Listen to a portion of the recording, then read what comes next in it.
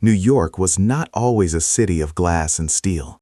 Before the skyscrapers, before the glowing skyline, this city was shaped by survival, ambition, and constant change. Every building you see today tells a story. This is the history of architecture in New York. New York began in the 1600s as a small Dutch settlement called New Amsterdam. Architecture was simple and practical: brick houses, steep roofs, thick walls. These buildings were not designed to impress. They were built to protect people from weather, conflict, and uncertainty. When the British took control, English-style churches and townhouses appeared. The city was small, but its architectural identity had begun. During the 1800s, New York grew rapidly. Millions of immigrants arrived, and the city expanded outward and upward. Factories filled the streets. Tenement buildings housed working families. Space became limited. Brownstone townhouses emerged as a symbol of progress. Elegant on the outside, crowded on the inside. Architecture now reflected social class.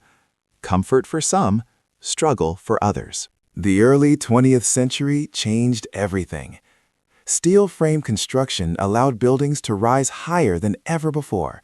New York entered a race for the sky. Skyscrapers became symbols of ambition, power, and economic strength.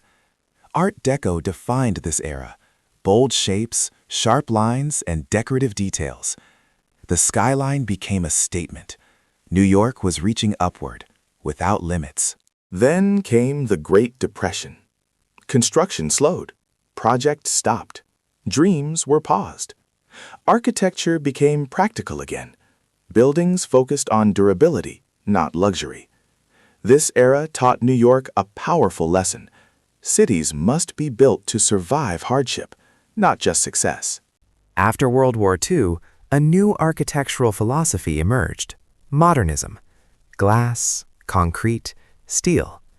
Design became clean and functional. Beauty was replaced by efficiency. Corporate towers filled the skyline: uniform, minimal, impersonal.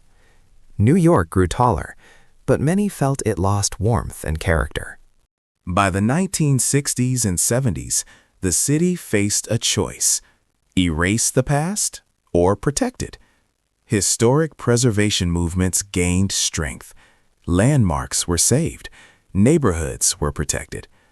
New York realized something important. Its identity existed in layers. Old and new architecture had to coexist.